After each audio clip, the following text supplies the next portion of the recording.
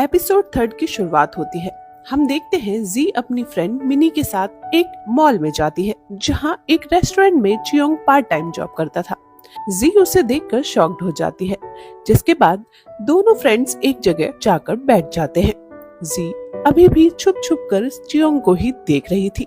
चियोंग भी ये बात नोटिस कर लेता है और स्माइल करने लगता है। जब जी ऑर्डर के पैसे देती है तो चियोंग उसे चिढ़ाते हुए कहता है, ये पैसे कम है क्योंकि तुम मुझे छुप छुप कर देख रही थी, उसका टैक्स कौन देगा।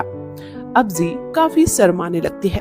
फिर चियोंग उसे कहता है, तुम्हें पैसे देने की जरूरत नहीं है, ये ट्रीट मेरी तरफ से है। जी दोबारा अपनी टेबल पर जाकर बैठ जाती है। फिर चियोंग उनके लिए सूप लेकर आता है, जिसे दोनों एंजॉय करते हैं। इसके बाद जी चियोंग और उसके बॉस की बातें सुन लेती है, जो उसे एडवांस देते हुए कहते हैं, ये मैं इसलिए दे रहा हूँ क्योंकि तुम्हें अभी पैसों की जरूरत है। ये सुनकर जी को काफी बुरा लगता है, क्योंकि उसने चियोंग को डिश के पैसे नहीं दिए थे। तभी जैन वहाँ आ जाता है, क्योंकि आज उसका बर्थडे था।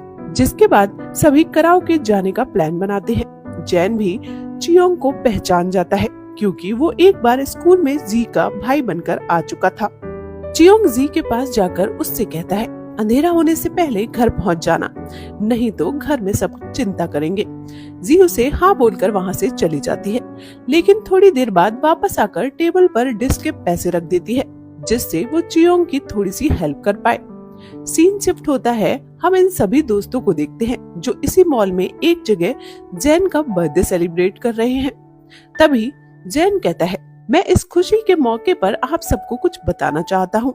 वो जी का हाथ पकड़कर उसे खड़ा कर लेता है। जैन उसे प्रपोज करता उससे पहले जी उसे रोक देती है और वहाँ से भाग जाती है। मिनी ये सब देखकर खुश नहीं थी।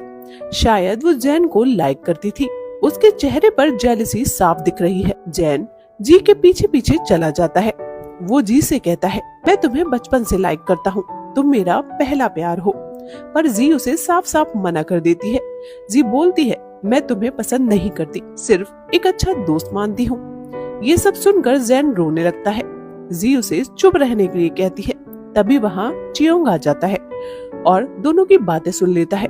जिसके बाद जैन चियोंग को हेलो बोलकर वहाँ से चला जाता है।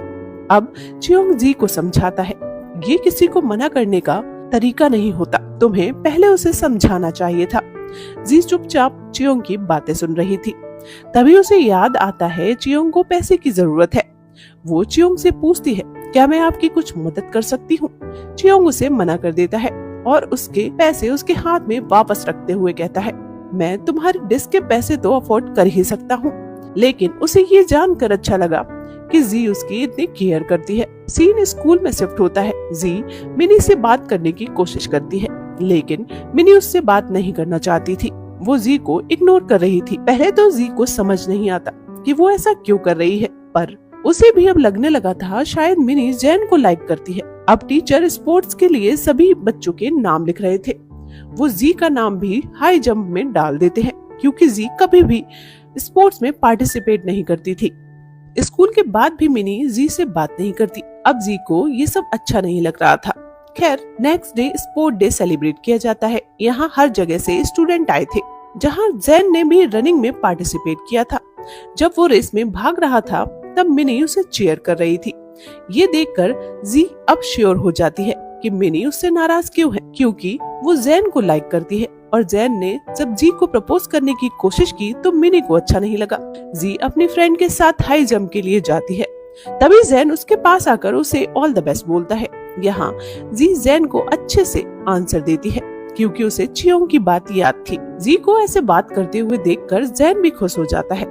अब हाई जंप से पहले क्वालिफाइंग रजिस्ट्रेशन था, जो इयान और चियोंग कर रहे थे। जहाँ इयान जी को देखते ही नाम लिखने से मना कर देता है, क्योंकि उसे पता था उसकी बहन स्पोर्ट्स में अच्छी नहीं है। वो जी पर हंसता है, जिससे चियोंग की नींद खुल जाती है, जो उसके बगल में ही सो रहा था। वो जी की बात सुनकर उसको ऑल द बेस्ट बोलता है और उसका रजिस्ट्रेशन भी कर देता है। जी अपने राउंड के लिए रेडी हो रही थी।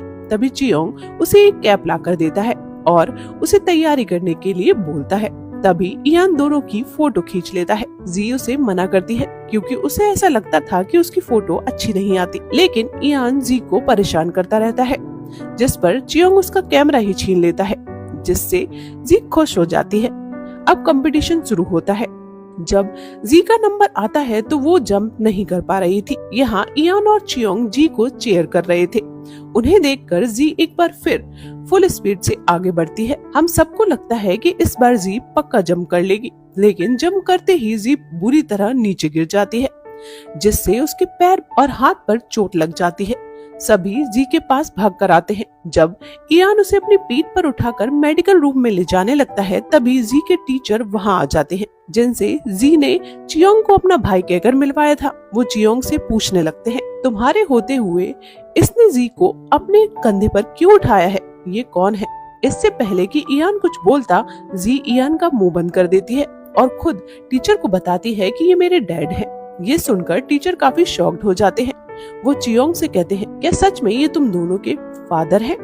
जिस पर चियोंग भी हाँ कर देता है। इसके बाद इयान को बहुत गुस्सा आता है। वो बोलता है, तुम्हें गिरता हुआ देखने से ज्यादा मुझे बुरा इस बात का लगा कि तुमने मुझ जैसे हैंडसम लड़के को अपना डैड बता दिया। क्या मैं इतना बड़ा दिखता हूँ? अब तुम मेरे ऊपर से उतर जाओ, नहीं तो मैं तुम्हें नीचे फेंक दूंगा। जिसके बाद चियोंग जी को अपनी पीठ पर उठा लेता है और इयान वहाँ से चला जाता है। अब चियोंग जी को मेडिकल रूम में ले जाता है। वहाँ वो खुद जी के पैर पर मेडिसिन लगाता है। जी को ये सब बहुत अच्छा लग रहा था।